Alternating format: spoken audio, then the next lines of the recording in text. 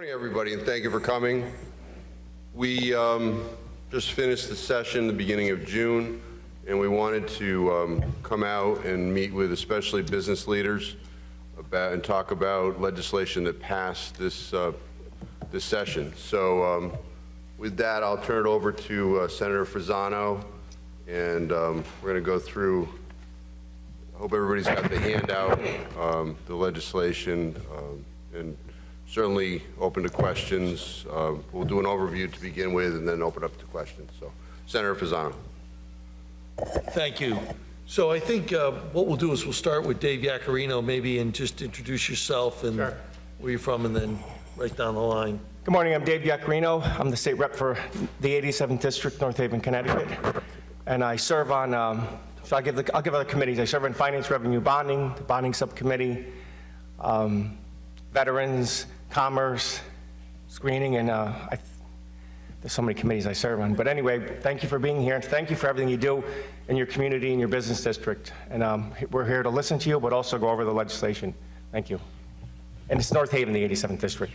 Good morning, I'm Greg Fishbein. I represent the 90th District, which is Wallingford and Cheshire, and I sit on the Judiciary, the Labor and Public Employees, and the Public Safety Committee. Good morning, and thank you for coming.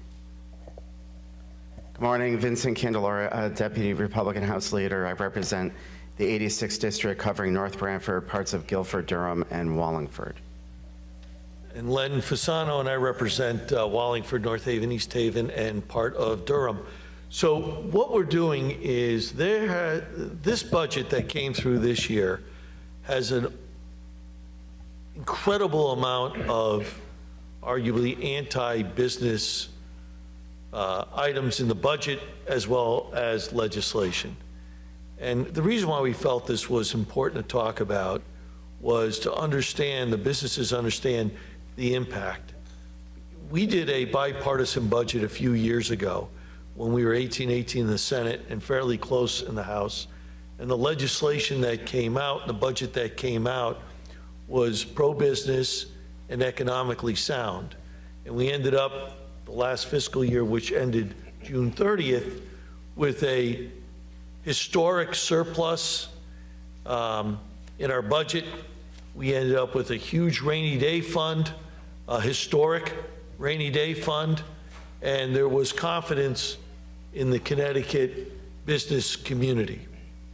And now what we have seen with sort of one-party rule, and it is what it is, I'm not afraid to say that, is a pullback where we have a budget and regulatory action that's taken place at the Capitol that I think, or we think, I should say, is going to have a detrimental effect. At any rate, we want businesses to understand the new mandates placed on businesses, the new costs placed on businesses, so that you understand if you get caught up in these, you may have some economic issues to the state of Connecticut. And I'm going to have Vin Candelora start us off. Vin? Thank you. Good morning. As Senator Fasano pointed out, I think there's been a lot of different changes to our laws that businesses are going to need to comply with. So what we thought we would do is sort of host this forum to bring people up to speed on some of those. We do have flyers that we handed out that have a lot of specific information on the various laws that were being passed. In this forum, we wanted to touch on a few. We wanted to touch on the paid family medical leave, the state mandated retirement program, the sexual harassment training, and then finally the minimum wage. As you'll see in the flyer, there's been changes to things like the pass-through entity tax. Filing fees have gone up from $20 to, I think it was $80. For the annual filing fees. Those are a lot of the smaller mandates. The bigger ones, as we pointed out, is first, I just want to touch on briefly the state-run retirement program. One of the reasons I want to call to everyone's attention is I know there are companies out there that are saying, sign up for my retirement program and you won't have to comply with the states. A lot of people, when I bring this up, are surprised to hear that this was passed into law. But the state of Connecticut has passed into law a mandate that every employee is required to pay into a state retirement program, which is a Roth IRA. There is an opt-out provision. So what businesses are going to need to do is give their employee a piece of paper that says, would you like to participate in the fund? If you do not, you need to put in 0% to be taken out of your paycheck. Otherwise, 3% will automatically be deducted from an employee's paycheck, and that's after taxes.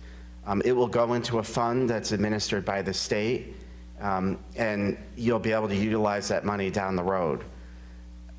We briefly raised that issue. It has not yet been implemented. At some point in time, it may be. It was supposed to be rolled out on January 2019, but currently, I guess the law was passed in objection to the Attorney General, who had said that the law potentially violates federal retirement laws, and it cannot be done. The state of California went ahead and implemented theirs, and there is now a lawsuit to determine whether or not federal law would allow for that. So that's one particular provision. It's still out there. The state is still moving on it. We continue to try to get information and when that will roll out. But I think just a public service announcement, it's important for people to know that it is out there. And one thing as well, as we go through this, please feel free to raise your hand and ask any questions, because we want to keep this a dialogue. The other piece right now, as all of you know, is the minimum wage has now gone into effect, the increase.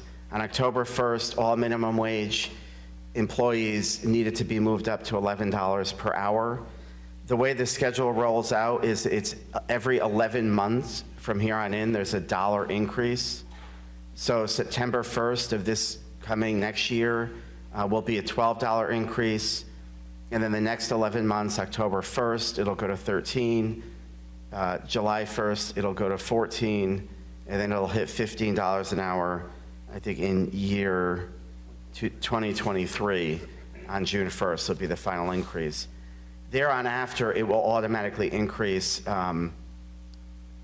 by a COLA, so there'll be a cost of living adjustment every year after the $15. The governor would be allowed to suspend the increases if we have two consecutive months of negative growth. So it's a little bit confusing. I do personally, as a business owner affected by this, get a little concerned because you don't receive notices from the Department of Labor.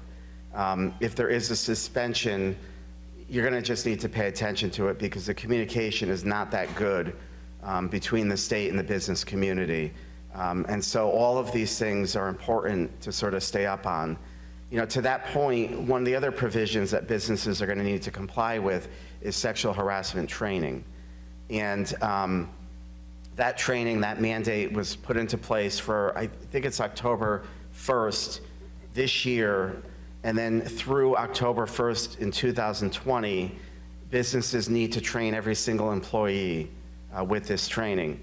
If you don't, it's considered a discriminatory practice. You could be, essentially, a complaint could be filed against you.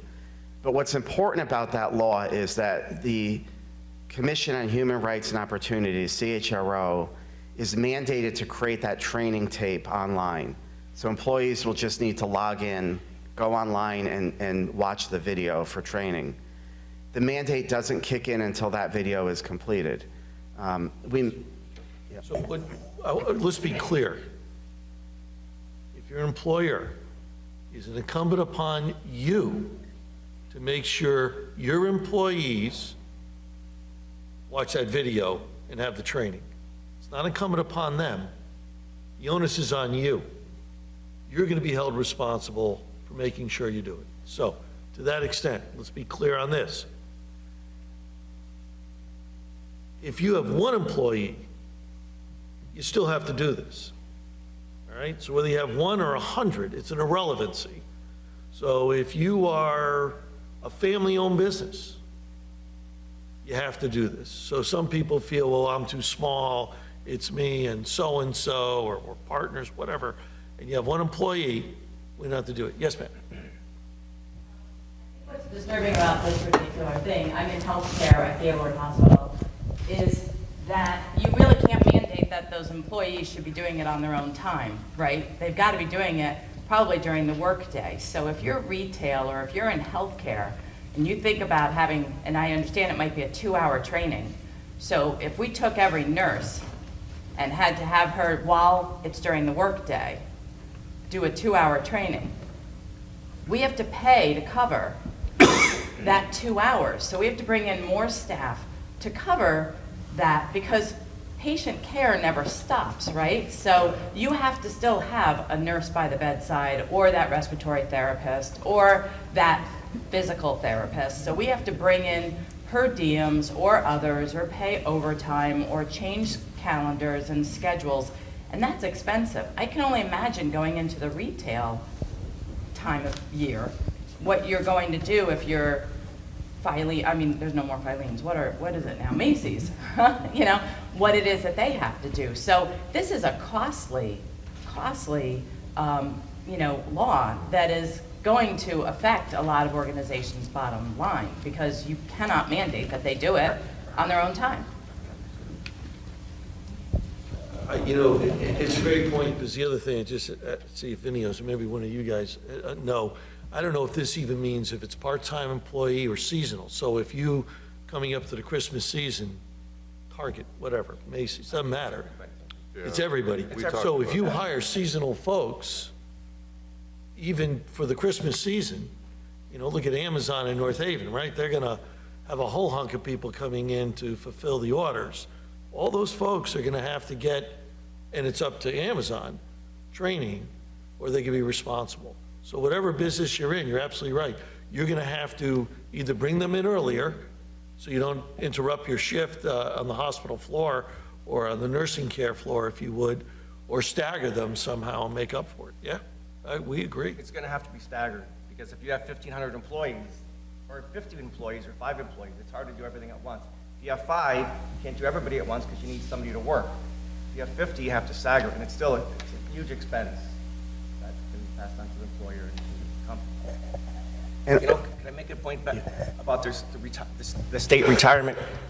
That was under Attorney General Jepsen that ruled it not constitutional. Our current Attorney General was in the House with us that voted for that. That's my fear, that it's going to go back and they're going to continue to push this. And without notification, you're automatically going to be enrolled in a state retirement plan.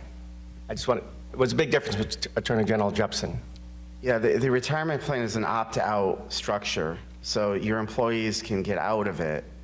Because frankly, a Roth IRA might not be something that, if you're in the workforce for 30 years and you might be getting ready for retirement, a Roth IRA might not make sense.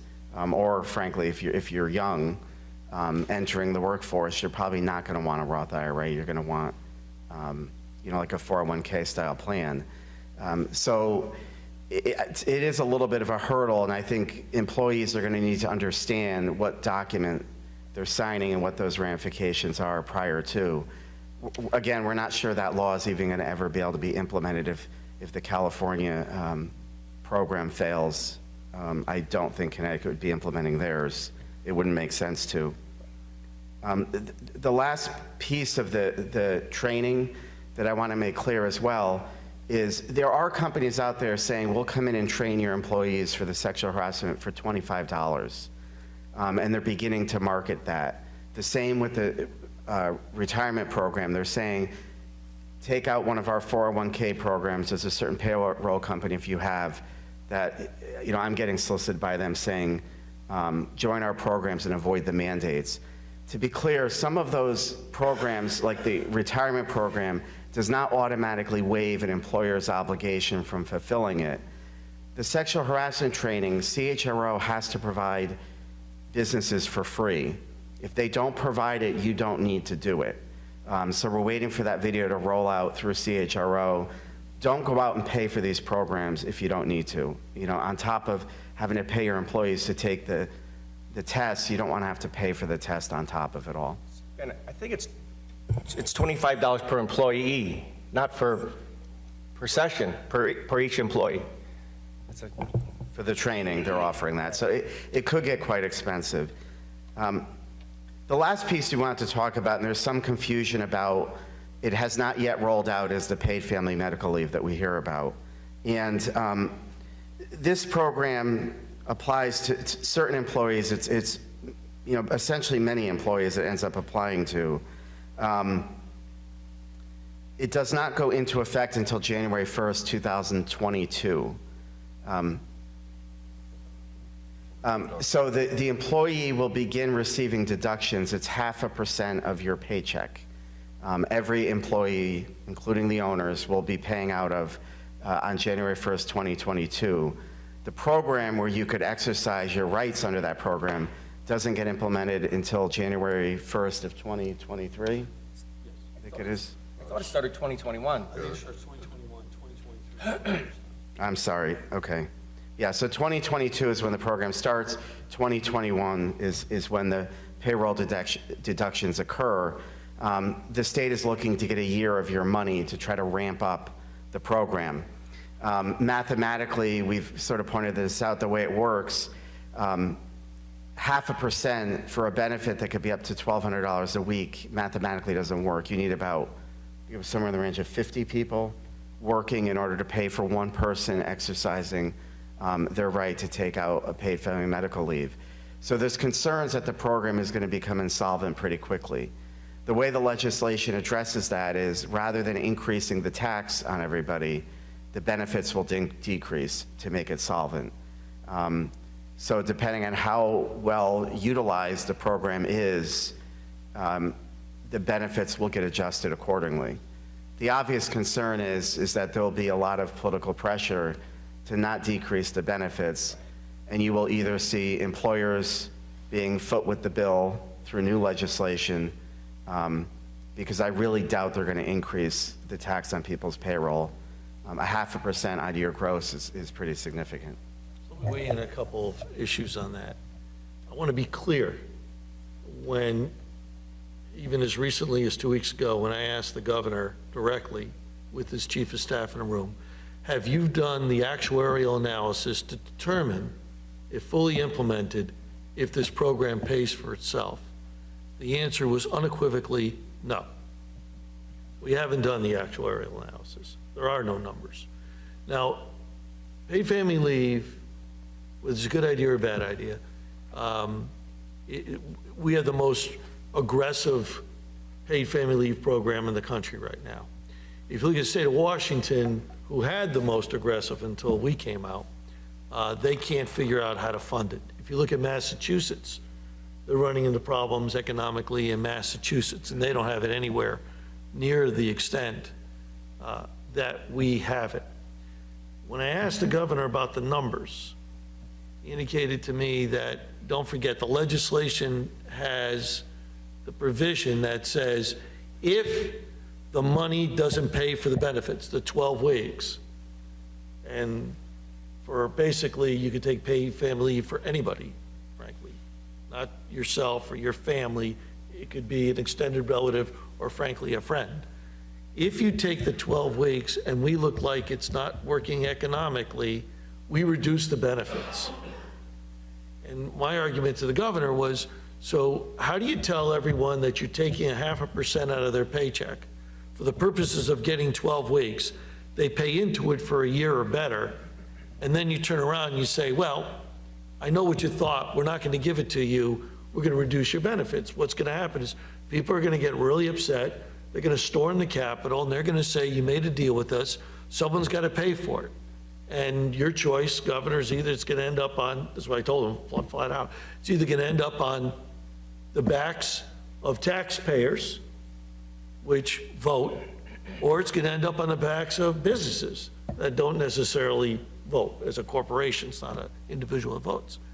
And I'm afraid which way that's going to go. And that's going to hurt Connecticut's economy, because you made a promise to these folks and they're entitled to the benefit of that promise. And that was our discussion. But there are no numbers to prove that this works. There was an alternative to this that was advanced in the House and the Senate. Maybe Craig Fishbein could talk a little bit about that, but there was an alternative to this that was advanced in the House and the Senate that was rejected. But nevertheless, I don't think a lot of employees, my guesstimate, even know that come 2021 or 2022? 2021, January 1st, 0.5% is coming out of their paycheck to pay for the paid family leave.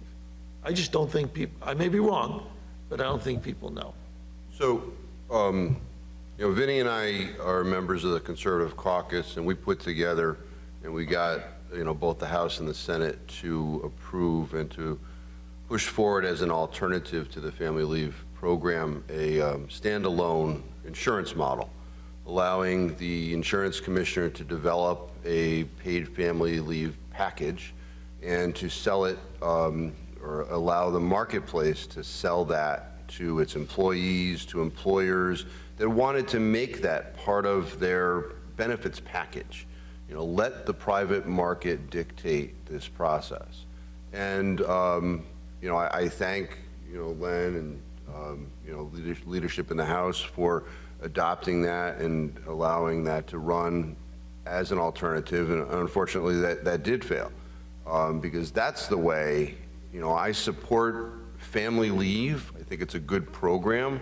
I know people that have used it. My family members have used it, but a paid family leave program, from my perspective, is just such a leap forward without trying to use the private marketplace. And just looking at it economically, and I sit in the Labor Committee, and we talked about this for a long time. One of the questions that I asked was, I identified that there's certain industries in our state that lay off their employees. Let's say the maritime industry, some farmers. And those employees opt for unemployment during that period of time, and they get paid 60% of their normal weekly pay. Under this program, they can receive up to 100% of their normal pay. So we already know that the unemployment fund is bankrupt, right? So just looking at that aspect, the future of this fund, I don't see as being solvent at all. There was nobody that testified before the Labor Committee that could give us any numbers to show solvency. So very troubling. I'm not a member of the Freedom Caucus, but I did support our version, which made a lot of sense because it was a la carte. If I felt I could pay in for 3 or 4 weeks, I could afford that, and that's I think the perfect option for people to opt in what they could afford and what they think they might need. And it's personal choice, and that's what it comes down to. As far as the bill that passed, I firmly believe, and I've said it on the floor of the House, that the 0.5% will never be sustainable. We'll have to the legislature will have to go back and either go to a point or 1.5%, because the 0.5%, the numbers just don't add up. It's a numbers game.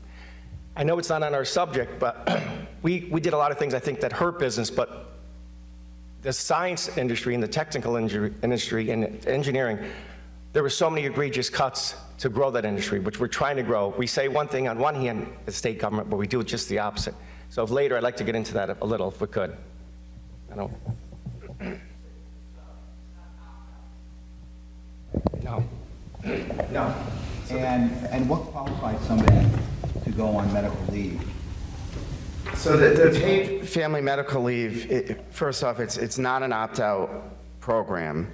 The qualifications are very broad. It's to take care of a family member or yourself. Family member is very broadly defined, and this is where I think we depart from a lot of states, is that it doesn't have to be an actual blood relative, but it's somebody you consider a family.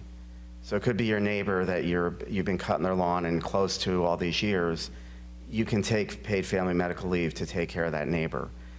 So it is a very broad definition, and that's one concern, that it might get overutilized. The employees that are covered, it's essentially every employee after the first employee. So if you have one or more paid family medical leave, the mandate does kick in. Just looking quickly. So the complicated factor, there's a lot of steps to go here, and I want to be clear. So let's talk about, we got the initial bill. Then so let's just talk about a business that gives you sick days off just as a regular business, or maybe they have some sort of leave. The question is, I decide, or I'm going to have surgery tomorrow, and I'm going to be off for 2 days. Is that something, let's assume we're in 2025, make up the future. I'm going to have surgery and I'm going to take off the next 2 days to recoup. Am I using the 5 sick days that I have at my workplace? That means the work is paying me, or is this 5 days of the paid family leave? I don't know. Who's going to keep track of that?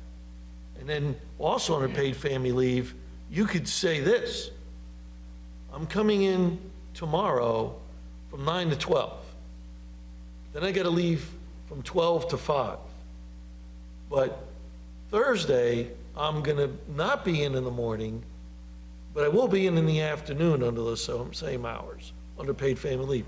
So you as employer have to figure out if that's a necessary person in your business. How do you get a person to cover that shift when you don't even know if that shift's going to be at any time during that paid family leave? If you need that covered, how do you work that out? How do you get somebody to come in, well, I'm leaving at 11, and I'll be back at 3?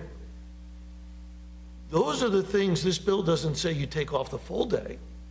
You could take incremental part of the day, leaving a business to scramble for that. So the issue came in, how are you going to handle all this? Now, just for a point of fact, people are going to say, well, they have it in New York, and they have it in New Jersey, and they have it in, I think, California, and I forgot the other place. Well, they have workers' compensation that is statewide workers' comp. You know how each business pays your own workers' comp? Well, in New York and those other places, they have statewide workers' comp. So if you have a disability, they added the disability portion to an existing policy, not a big deal. But Metropolitan Life runs New York's workers' comp / disability program. So we said, if you're going to do this, let a private entity run it, because they've got to do a sophisticated computer system that tracks days off, being whether it's business or state. Well, the unions at the Capitol don't like that. They want the Department of Labor to track all this stuff. And we can't even get DMV to do your car right. And we want them to track all the days off. So that was the big disagreement between the governor and the Democrats, who's going to run the program. So they have this committee that's going to get together to determine who's best to run this program. But Metropolitan Life is right here in Connecticut, right in Hartford. And they're willing to do it, and they've got the computer sophistication. So this bill is very, very well-intentioned. Craig Fishbein and Vin Candelora, their solution that was passed by virtue, was stopped at the House and the Senate, but went through pretty much on party lines when it got denied, is a reasonable way of looking at this. But this bill has got a lot of issues that are not well thought out, in my view. And certainly, I would argue, that it was put together by folks who don't run a business or understand how to run a business. I will tell you, I was talking to UI, and UI is going to have to hire 10 to 12% more people on their staff because of this bill. Why? Because they can't take someone from this accounting department and have them now move over to the electrical grid side in case the electrical grid side person takes off a day. You can't switch personnels like that. So we said, to cover for this, because they could take off these hours, I've got to have extra people on staff. And you know what? It's not going to hurt UI. It's not going to hurt UI, because we just go to Pura and we get a rate increase because we have to have more employees and we can't make the margin that's promised under our statute. So it's not going to hurt us, but every consumer bill is going to go up because I got to hire 12% more people. This is the type of argument that was totally ignored when this bill was passed. It was a movement across this country, and we did the most aggressive paid family leave in the country, bar none. And that is going to come back. When this goes into effect, I think employees are going to be shocked. I think employers are going to be shocked. I think it's going to have a negative effect upon our economy. Yes? Hour restriction that who's eligible, like they have to work 32 hours a week, full-time employee versus part-time? There is, I think there is a threshold hour. No, I think that you have to be consistently, Oh, state retirement plan? yeah. Okay. State retirement plan, there's a schedule, not unpaid family leave. Paid family medical leave, though, I think you have to be at least part-time for, I think, 30 days. Is it 30 days? I think it's 30 days. You have to work 30 days It's 30 days within a quarter. within a quarter. And in fairness to Bill, you get qualify. 1 week off, so you don't, if you take a week off for your sick leave or whatever, the first week you don't get paid for, however those hours work out. It's the second week you get paid for, as I recall the bill. I think, go ahead. Kevin, did you have a question? Who determines That's what I was just going to say. So right now, under the language, the Department of Labor, to the governor's credit, I think he realizes it's going to be a serious problem. That's why he's trying to bring in stakeholders from the private industry. Am I correct? Right? Yeah, I'm positive that's it. Right now, it's the Department of Labor. So the governor's trying to bring a group together, I think, to take it away from the Department of Labor. That's my estimation. who qualifies? The Do- Department of does he- Labor. How do they know? You have to give some records. You have to give it, yeah. There's, and whether it's a relative, you have to give some records. There's some evidence that you have to produce. It isn't just you saying it. We asked about follow-up, and, you take it that everybody is honest, but we know that some people are perhaps not. And we asked during the Labor Committee hearings about follow-up and the bureaucracy that would have to be created to, prevent fraud, and there was really no answer. So, I would hope that somebody's going to be checking this stuff and just not processing checks, because then we're just going to have a bigger problem. But there was no representation from the Department of Labor as to checking for fraud. Plus, with this, the Department of Labor, they're going to have to hire many more employees, and it's going to be approximately about $18 million, I think it's $18 million more a year on the payroll, plus benefits.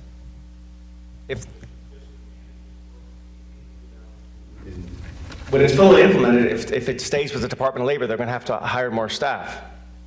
That's why our policy that we try to put forth made a lot of sense.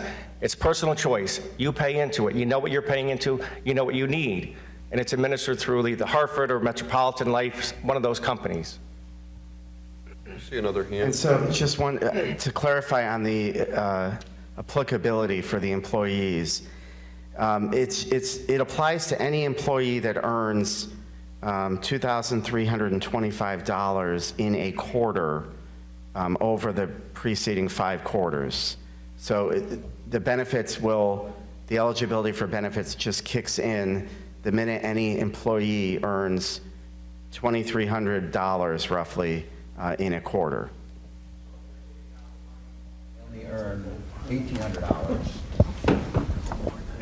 if they don't get anything. Correct. If an employee is only working getting $1,800 a quarter, they will never qualify for paid family medical. Because you're not going to know until the end of that quarter. True. I think that I think the tax comes out of every paycheck, but the eligibility criteria is different. Yeah. See another hand? Yes, sir. We all recognize that the bill was well-intended, but it's obviously flawed. And we can all sit here and delve into the nuance of this particular bill. As our leaders, what do you want us employers, what is the takeaway? What can we do about it? We as employers are in the business of finding solution. What do we do? What do you want us to take away? I think one of the important things, having been in the legislature for the last 13 years, I felt like this past year, employers fell asleep a little bit. So I've been meeting with my local chambers who have said to me, what happened? I didn't realize this was all going on. I think going forward, one of the most important things, both with the retirement program and paid family medical leave, the effective dates of these laws don't go out until they don't occur for a little bit more time. This upcoming session is an opportunity for us to try to fix these bills and make them workable. Even with minimum wage, these increases, I don't go into a business right now that I don't see signs saying we apologize for the increase in pricing, but we're trying to cover the minimum wage. And the trickle effect of this, I think, is going to be devastating to Main Street. One of the things that we all need to do, people, whether you're working for a business or you own a business, is to start the conversation with your legislators to how can we make these bills better. So providing input to us is very important because we are not going to just sit back and let these roll out in unworkable ways. We need to make these improvements. And so people's voices are important to lend themselves to this process. I think in addition to that, not only the individual businesses, but I think the individual businesses who are members of these trade organizations, whether it be CBIA, the chambers, medical groups, or whatever, should be writing letters to their membership as well. So they should be contacting, I mean, they're paying for membership for these organizations to support us up in Hartford, along with ourselves. So I think you need to work this from every angle. You need to get as much representation up there as possible to drive home the message that, we're here to help, but, we need to have reasonable laws. And this is going far beyond it. And it's a good point of even, talking to your employees, because what I have found is, a lot of these policies are not employer versus employee, meaning they're not just pro-employee bills and they're anti-employer. These bills dramatically impact everybody. Whether you're getting a portion of your paycheck now reduced to pay for one of these programs, or you're needing to go through particular training, whether or not you're paid for those hours while you're being trained or not, is yet to be determined. I think we're sort of all in this together, and so communicating these policies to your employees and letting them know, have them talk to their state and local representatives. I will say the Democrats that voted for this legislation don't want to talk about it. There was a comment made to me, they were very upset that we started doing these forums. Now, I'm not necessarily doing these forums to sit here and bash Democrats, but what is important that we do right now is educate the public, because we can't get caught off guard. Businesses every day, we get caught off guard with some of the changes. My company, we didn't realize there was a change to the law. It almost cost us $20,000. We caught it in time and fixed it. But these are the hurdles that we're trying to get everybody to avoid. So it is important to start this dialogue and communication. And if you don't like the legislation, you need to explain to people why. But, not only that, but the legislator, the minimum wage situation, the legislators that supported that, if that's one of your legislators, go talk to them, explain to them, because, economics, right? You go and buy a sandwich today, and tomorrow, because the sandwich shopkeeper is having to pay their employee more than likely they're going to raise the price. And there's a whole culture in Hartford, they don't understand that concept. And their response is, well, the shopkeep owner is making enough money that they can take the cut. That every business owner, those entrepreneurs and risk takers out there that create businesses are the bad guy. I see it all the time up there.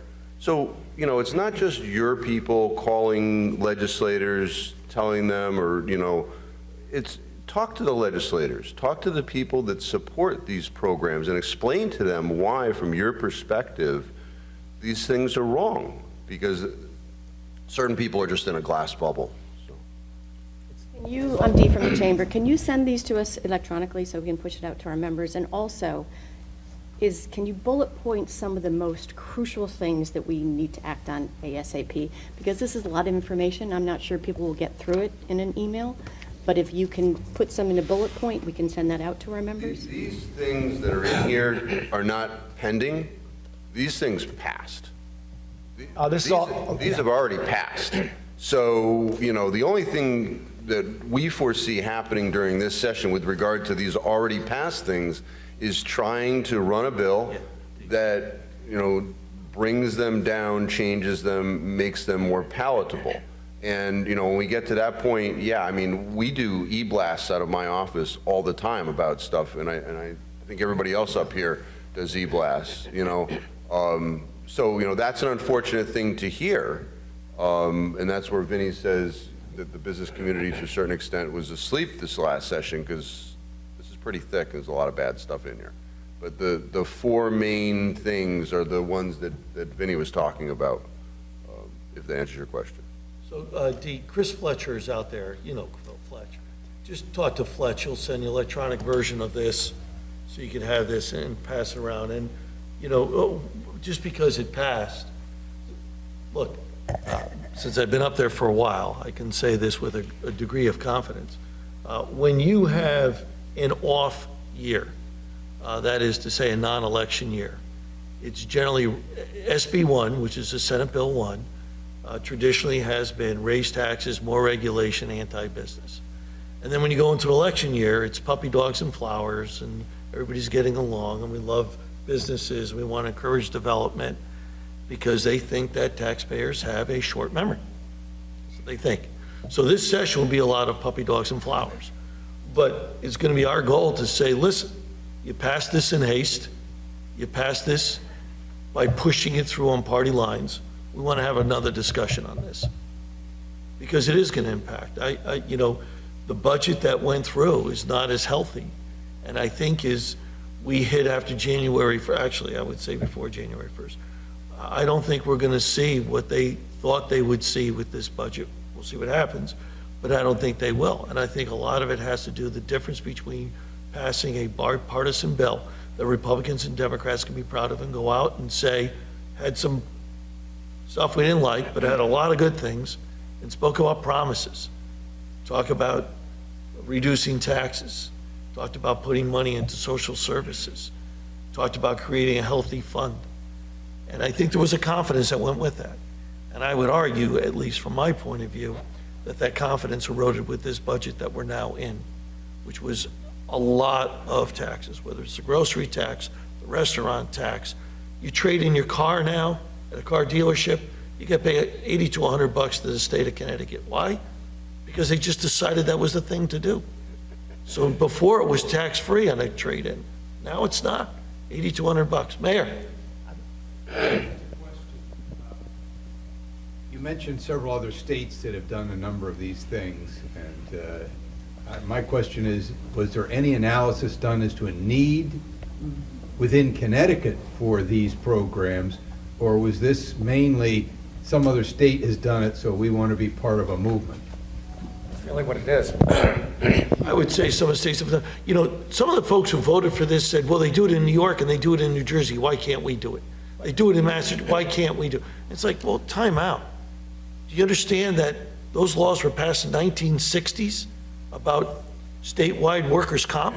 So you're adding, it's like taking your insurance policy and adding jewelry to your insurance policy. It's a marginal increase on your premium as opposed to buying a new premium for jewelry. Those are two different things. And most of that legislature who voted for this didn't even understand that concept. So no, it was a movement. It was the thing to do. It was this, that, and the other thing, Mayor. And they try to follow Washington and state of Washington. And they're in trouble. I mean, they will tell you that it cost $800 million, I don't say the exact figure, for the computer system, just to, which they don't have money for, just to follow what days off are who. So they're in trouble over there, and they'll admit it, because we talked to them. They'll admit that they think their plan is in economic trouble. So I don't think it's thought out. I think it was a movement. I think it's the other states are doing it, we're doing it, and it's a dive into. But when you would bring up to I'd bring up to the Democrats, my friends on the other side, about that, they said, well, it doesn't matter, and we would talk about the umbrella for unemployment, and of course it matters.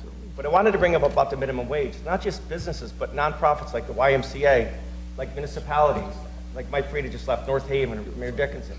It's going to be a greater cost to your municipality. Either you're not going to have enough summer help or help when you need it. So that's what people don't realize. It's not just businesses, but there's so many nonprofits that are going to get bashed by this. And it's a bad situation, I think. Steve? This paid family leave, seems to be loaded with unintended consequences that you've already made note of. If we're going to effectively fight or to see that the details are accurate, we're going to need to have some talking points, aren't we? I mean, you've already pointed out in this room some of the grievous, open-ended possibilities for this paid family leave.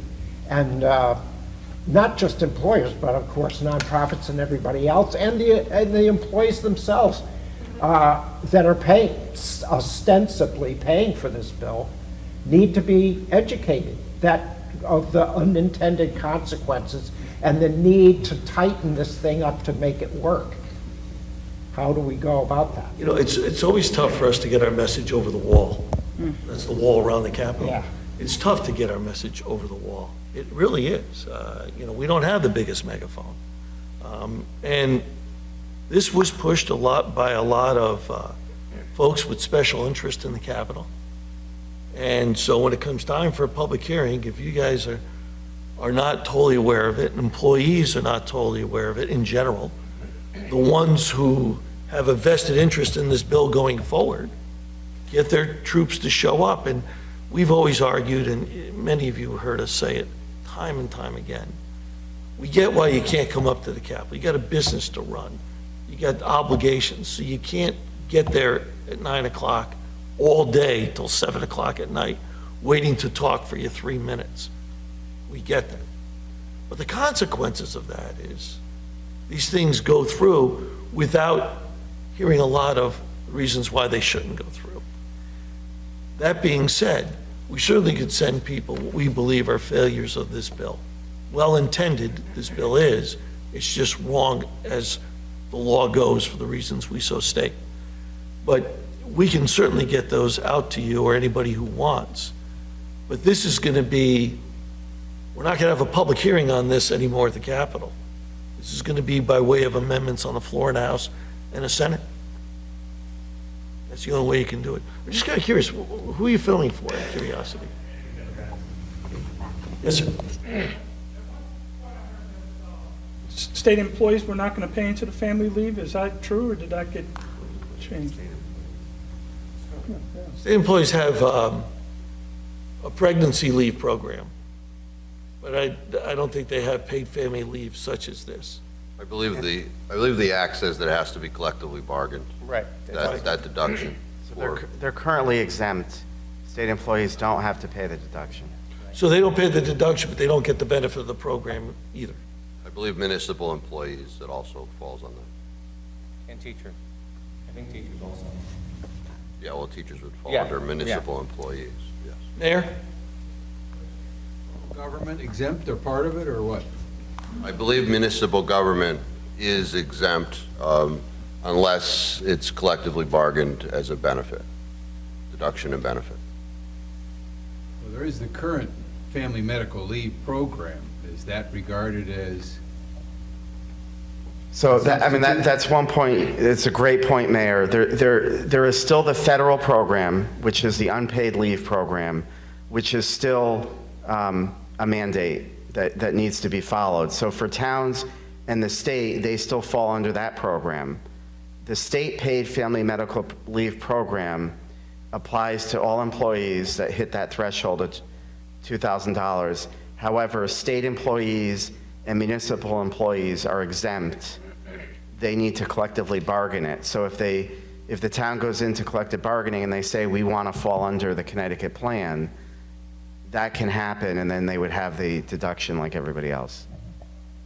There are many companies that give short-term and long-term disability now, and if you have that, you would still have to pay into the bill. Under the proposal, you still have to pay into the program. I think the thing to watch out for, though, in collective bargaining, and we never got an answer to this, was whether or not the weeks are successive. Can one opt into the federal program unpaid and then opt into the state program if it's a portion of their benefits I think it was unclear whether or not. So that's something that has to be fleshed out in the collective bargaining process. What types of groups lobbied for this? What types of groups lobbied for this? When you said, I think the State Employees Union lobbied hard. The unions, SEIU, lobbied hard for it. And then there were groups who have a different belief the way businesses should be run, lobbied hard for it. I might add that if you are a corporation and you have paid family leave very similar to this, that businesses were paid, maybe the bigger businesses, you're exempt from this if you could demonstrate, you're exempt from this law, if you could demonstrate that your program is equal to that. Now, if I was a CEO of a big business and employees had to pay for it, and I'm an employer and I'm now paying for it, I may argue, I'm not going to pay for it anymore, let the employees pay for it. So this doesn't really hurt the bigger companies, it hurts the smaller, medium-sized companies more than the bigger companies. you worked at a company that had something of that nature. Right, if you had a company that had a very generous paid family leave program, Your employer, this could cause you to lose that. right, they would, maybe those companies are going to reverse that trend, I don't know. That's another thing to watch out for here. I believe it was 4 years ago when this was originally talked about. It was going to be the employers that paid into the system. And there was a big pushback by the business community at that point. So that's where it got shifted to, well, only the employees will pay into, by a payroll deduction. I think the next place that they go to try to sustain this program, if they want to keep the benefits at the level, is to say there's going to be a match. That not only will the employees pay into it through a payroll deduction, but the business will also have to pay too. So I foresee that coming around the corner next.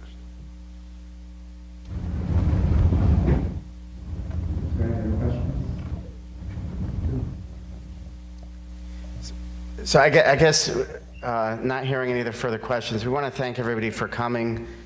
We do have the handouts at the exit, and our contact information is on there. So to the extent that we could answer questions for you, we would be happy to. The handouts provide the Public Act information, so you could look that up online. And the website, I guess, is on the second page of the flyer, has that handout on the website. So I thank you all for coming. I appreciate it. What I say to everybody is, keep shopping local. Main Street needs your support. Thanks.